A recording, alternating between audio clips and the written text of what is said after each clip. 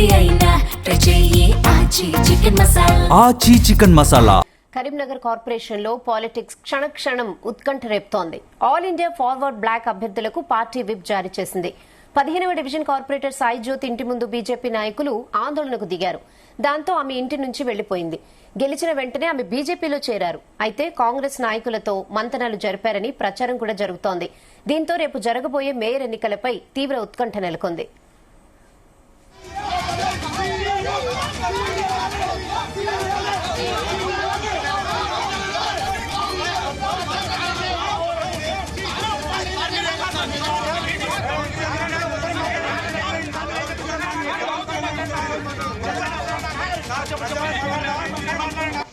Division 20వ division రెండు చోట్ల కూడా All India Forward Bloc party తరఫున గెలవడం జరిగింది. 20వ డివిజన్ 15వ డివిజన్ ఇద్దరు కూడా విప్ నోటీసులు ఇవ్వడం జరిగింది. మా పార్టీకి సంబంధించి ఏదైతే సిస్టమ్ ఉంటుందో ఆ పద్ధతిలో మీరందరూ కూడా మా పార్టీ నిర్ణయం మేరకు మీరందరూ కూడా ఉండాలని చెప్పేసి వారందరికీ కూడా విప్ నోటీస్ ఇవ్వడం జరిగింది. ఇద్దరు అభ్యర్థులు కూడా ఫోన్లోకి అందుబాటులో రావట్లేదు కాబట్టి విప్ ఇవ్వడం జరిగింది. ఇక్కడ ఇచ్చాము. తర్వాత బొట్ల శ్యామల, విప్లవ సాయి జ్యోతి వీళ్ళిద్దరికి ఇవ్వడం జరిగింది. రేపు మార్నింగ్ మేము ఎవరికి మద్దతు ఇవ్వాలన్నది మా రాష్ట్ర నాయకత్వం జాతీయ నాయకత్వం చర్చించిన తర్వాత రేపు మార్నింగ్ 11 గంటల లోపు మేము మున్సిపల్ హాల్లోనే అక్కడ తెలియజేస్తామని చెప్పి సందర్భంగా తెలియజేస్తాం. All India Forward Bloc party అభ్యర్థుల ఇంట్లోకి రావడం జరిగింది. ఏదైతే అభ్యర్థులు మా అభ్యర్థులు ఇద్దరు గెలవడం జరిగింది. ఒకటి డివిజన్ 15 సాయి జ్యోతి గారు గెలవడం జరిగింది. అదేవిధంగా కరీంనగర్లో 27 నెంబర్లో శ్యామల గారు గెలవడం జరిగింది. వారిద్దరూ ఏదో అపోహలతో జనాలంతా కూడా ఏదో తప్పుడు సమాచారాలు చేస్తున్నారు. మా పార్టీతోటే ఉన్నారు. అయినా కూడా బీజేపీ కండువ కప్పుకున్నదనే వార్తలు వచ్చిన సందర్భంగా మేము వారికి విప్ నోటీసు ఇవ్వడం జరిగింది. వారు తీసుకునే పక్షంలో మేము వాళ్ళ ఇంటికి అతికిచ్చేసి ఫోటోలు తీసుకోవడం జరిగింది. వేరే పార్టీలోకి తెలంగాణ వ్యాప్తంగా టోటల్గా మా వాళ్ళు 33 మంది గెలవడం జరిగింది. ఈ 33 మంది కూడా ఎవరికి ఓటేయాలి, ఎవరికి మద్దతు తెలపాలి అనేది రేపు పొద్దున 9 గంటల వరకు మా ఎమర్జెన్సీ మీటింగ్ అయిపోయిన తర్వాత డెసిషన్ తీసుకోవడం జరుగుతుంది.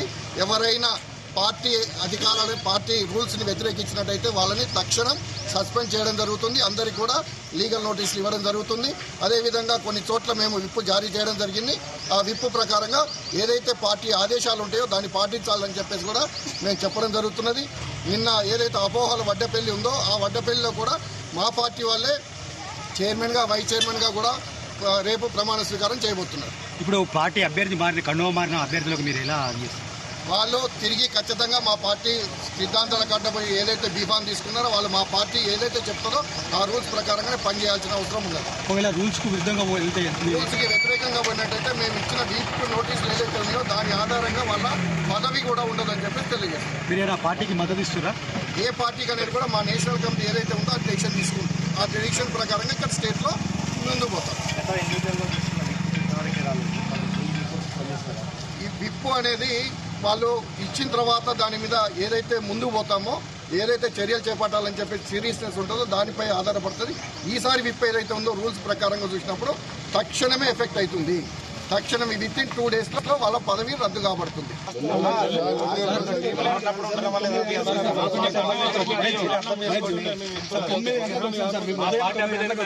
ఉదయం 9 గంటలకు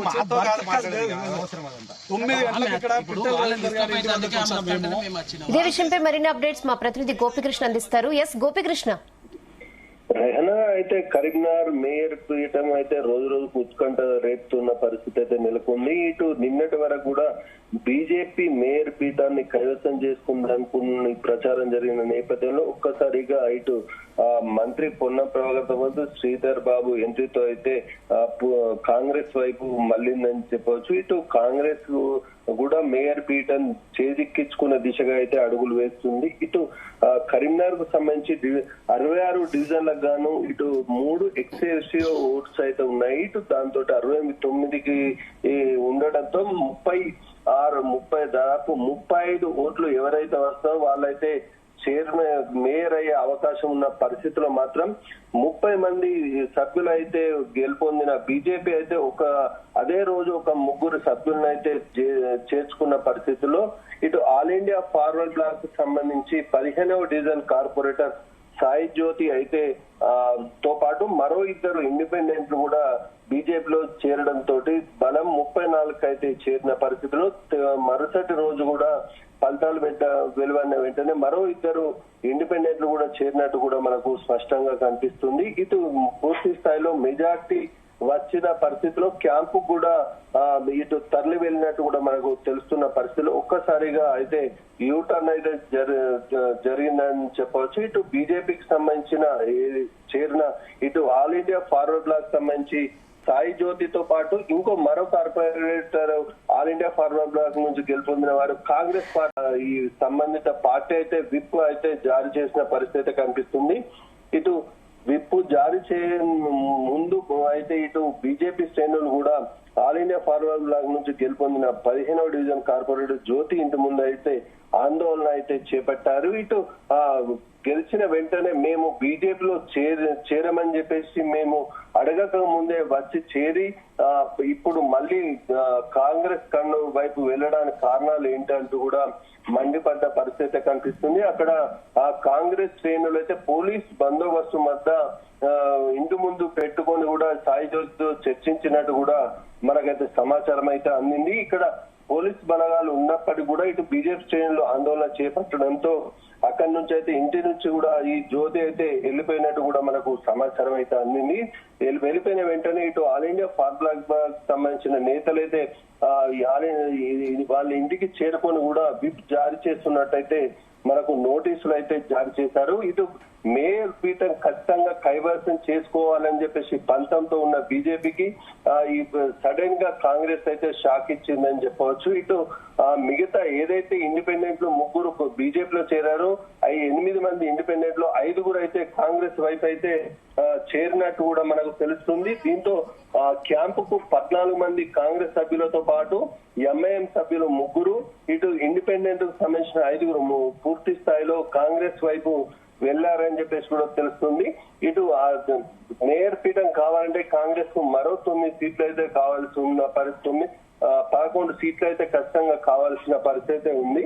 ఈ 11 ఓట్లలో మాత్రం 9 BRS All India Forward Bloc సంబంధించి 2 ఓట్లు మొత్తం గిట్ట కాంగ్రెస్ వైపు గిట్ట చేరినట్టయితే కాంగ్రెస్ అయితే మేయర్ పీఠం దక్కించుకునే అవకాశం అయితే మనకు స్పష్టంగా కనిపిస్తుంది. ఈ నేపథ్యంలోనే ఇటు గంగుల కమలాకర్ బీఆర్ఎస్ శ్రేణులతో పాటు ఎంఐఎం కాంగ్రెస్ ఈ 3 కూడా ఒకటే కలిసిపోయాయని చెప్పేసి కూడా మనకైతే ప్రచారం అయితే సాగుతుంది. ఇటు బీజేపీని ఒంటరి చేసి ఈ 3 పార్టీలు కూడా ఏకమై బీజేపీని మేయర్ పీఠం ఎక్కకుండా అడ్డుకునే ప్రయత్నాలు చేస్తున్నట్టు కూడా ప్రచారం అయితే కొనసాగుతుంది. ఇటు బండి సంజయ్ కూడా మీడియా ముఖంగానే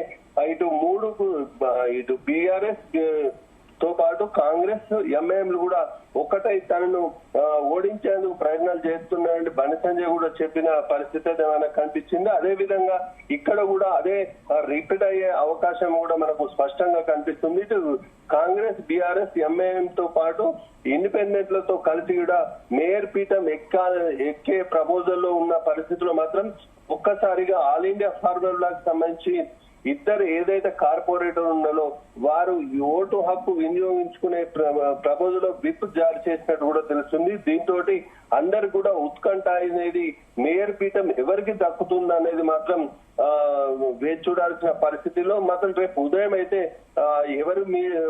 ఉదయం వరకు కూడా ఇది తేలే అవకాశం మనకు స్పష్టంగా కనిపిస్తుంది. రెహనా ఓకే గోపికృష్ణ.